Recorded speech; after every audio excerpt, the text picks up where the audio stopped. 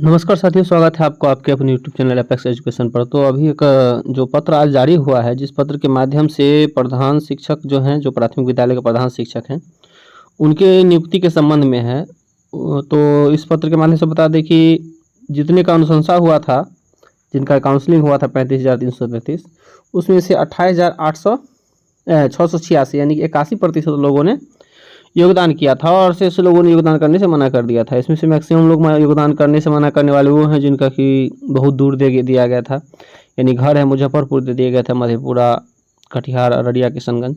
तो वे वहाँ जाने से उन्होंने असमर्थता जताई और वे वहाँ नहीं गए। तो उन लोगों के बारे में उनको कहा गया है कि फिर से आप ज्वाइन कीजिए और उनको 3 जिला और चुनने का ऑप्शन दिया गया है 1 सितंबर से 10 सितंबर तक। तो मेरा कहना यह है कि सरकार को एक बात ये भी सोचना चाहिए कि जो नहीं ज्वाइन किए उसके लिए कर रहे हो तो ठीक है, लेकिन जो आपकी बातों में आकर के जिनको लगा कि हमारे लिए सरकार अच्छा ही करेगी, वो आपकी बात में आकर के और जो ले लिए थे किशनगंज, जो ले लिए थे पूर्णिया, जो ले लिए थे कटिहार, उनके लिए आप क्या कर रहे हैं? ठीक है, क्योंकि यदि यह सीट भर जाएगा उनके द्वारा जो ज्वाइन नहीं किए हैं, है ना, जो ज्वाइन नहीं किए हैं, तो उनका फिर क्या होगा जो कि ज्वाइन कर चुके हैं। दूसरा महत्वपूर्ण सवाल यह है कि यदि यहाँ पर आप जान रहे होंगे कि क्या हो रहा है कि बहुत सारे ऐसे शिक्षक हैं जो कम यानी कि अधिक रैंक लाने के बावजूद उनको बगल वाला जिला मिला, वो अपने जिला से दूर चले गए, और जिनका रैंक बहुत कम था वो क्या उनको बहुत दूर वाला जिला दे दिया गया है।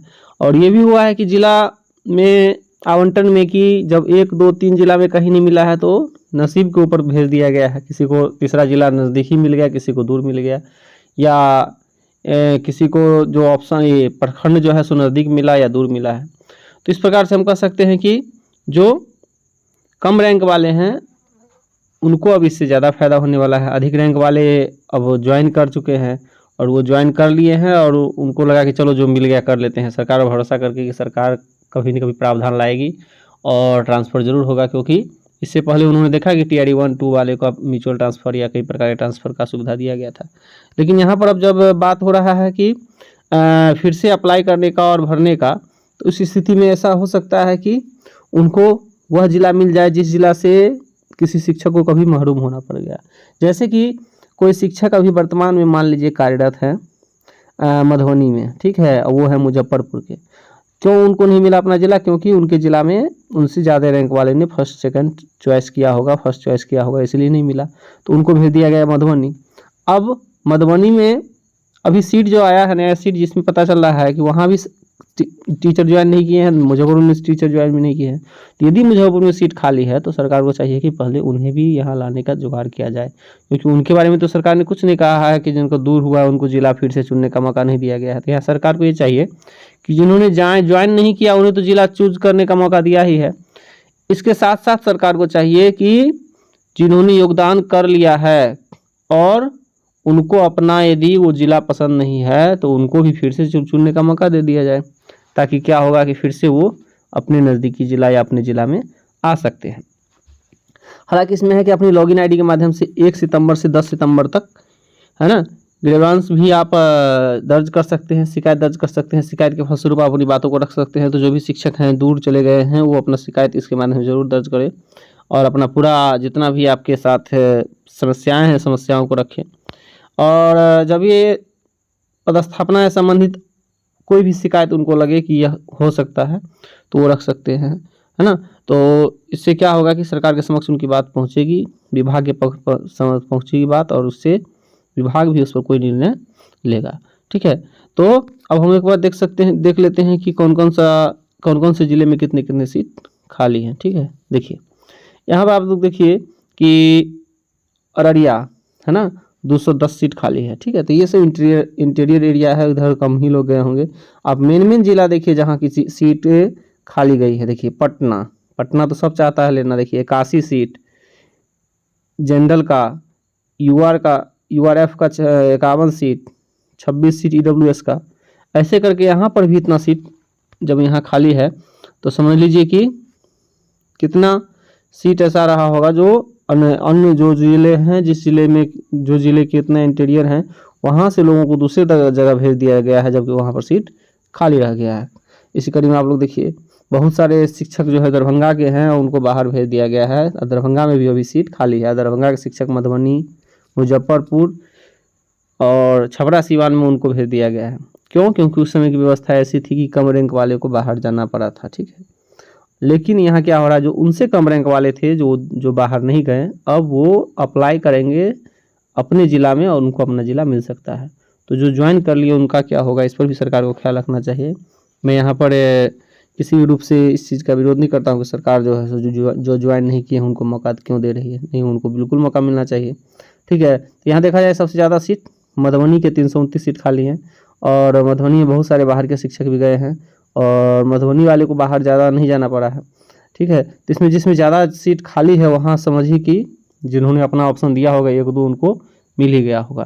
तो अब जो आप लोग अप्लाई कीजिएगा तो थोड़ा सावधानी से कीजिएगा। पहले सीट रिक्ति देख लीजिए, जो अभी तक ज्वाइन नहीं किए हैं वो, और सीट देखने के अनुसार ही कीजिएगा। पिछले वीडियो में भी मैंने बताया था, जब मैंने बताया था तो बहुत लोगों ने अपना अपना राय इसमें रखा था और बहुत से लोग मेरे विचार से सहमत नहीं थे। उस टाइम में मैंने कहा था कि आप जब ब्लॉक चुन रहे हैं, जिला तो आपको मिल गया, ब्लॉक यदि चुन रहे हैं तो ब्लॉक में यदि आप मेन ब्लॉक को फोकस करते हैं तो हो सकता है कि आपको वो ब्लॉक मिले नहीं, और 1 नंबर पर वो ब्लॉक आप दे देते हैं जिस ब्लॉक में ज़्यादा रैंक वाले आपसे होंगे और आपको नहीं मिलेगा, तो आपका फर्स्ट चॉइस तो आपको मिला नहीं, तो फिर आपका जो सेकंड चॉइस हो यदि किसी का फर्स्ट होगा तो फिर वो उसको मिल जाएगा। इस कारण से ऐसे चॉइस को कीजिए जिसमें कि भीड़ कम हो, आपको जो लगे कि यहाँ कम मारामारी हो सकता है, यहाँ आसानी से हो सकता है, उसको करें। अब फर्स्ट पर मान लीजिए आप अपना ब्लॉक दे देते हैं या अपना ज़िला दे देते हैं और आपके ज़िला में क्या है कि सीटें कम है ना। जैसे कैमूर में देखिए 23 सीट है। अब कोई फर्स्ट में दे देगा कैमूर वाले को चाहिए कि हम अपने बगल वाले ज़िला में देते हैं यदि जगह है तो, कम रैंक वाले के लिए। ज़्यादा रैंक है तब 23 में ही दे दीजिए, क्या 2 में भी दीजिएगा तो हो जाएगा, है ना। लेकिन यहाँ पर यही बात सावधानी रखने की बात है। समस्तीपुर में 47 है और जनरल की बात कर रहे हैं, दरभंगा में 62 है, ठीक है। तो यहाँ पर हम क्या देख रहे हैं कि सीटों की संख्या जो है सो लगभग यानी कि 1.5 गुना है। तो 1.5 गुना है तो यहाँ पर कम मारामारी हो सकता है दरभंगा में, समस्तीपुर में ज़्यादा समस्या हो सकती है। अब देखिए यदि किसी को कोई है मधुबनी के यानी कि कोई इधर के हैं, उनका हो गया है कटिहार किशनगंज, रैंक उनका कम था इसलिए हो गया है, तो उनको चाहिए कि हम कम से कम मधुबनी ले लें। मधुबनी तो उनको आसानी से मिल जाएगा। उनको चाहिए कि हम मधुबनी नहीं हो रहा है फिर हम दरभंगा ले लेते हैं, ठीक है।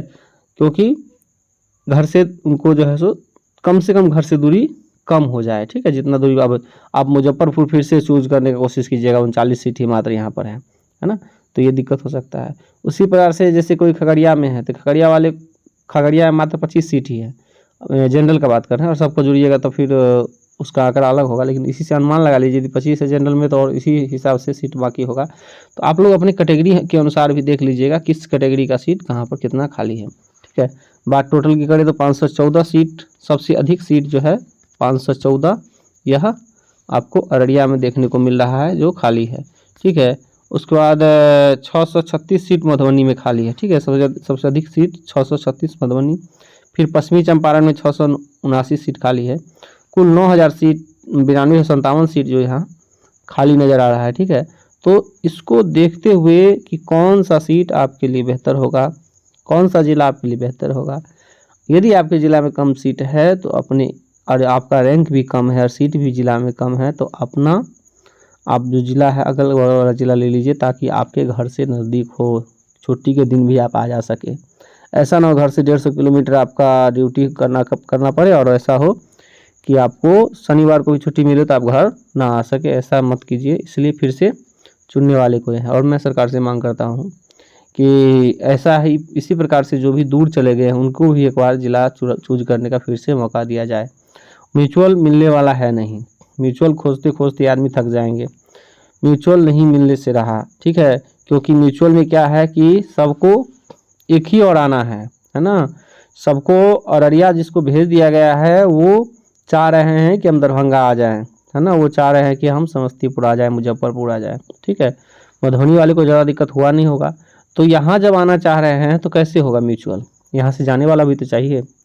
और अररिया वाले को तो अपने अररिया में हो गया, मधुबनी वाले को तो मधुबनी में ही हो गया। मधुबनी से दरभंगा कोई आना ही नहीं चाह रहा, लेकिन मधुबनी दरभंगा कोई आना नहीं चाह रहा है, ठीक है, यानी कि दरभंगा वाला मधुबनी जाना नहीं चाह रहा है। उधर से मधुबनी से आने के लिए बहुत सारे कैंडिडेट हैं, ऐसे में कैसे होगा? तो ऐसा इसमें जो ज्वाइन नहीं करते हैं, यदि प्रधान शिक्षक अब जो बचे हुए हैं वो, तो ऐसी स्थिति में उनको भी मौका दिया जाए जो ज्वाइन कर चुके हैं, ताकि वो भी अपने घर के नज़दीक जाए और अच्छे से जॉब को करें। तो आप लोग इस वीडियो को अधिक से अधिक शेयर कीजिए और वीडियो को लाइक कीजिए, चैनल को सब्सक्राइब करना नहीं भूलिएगा। बहुत बहुत धन्यवाद।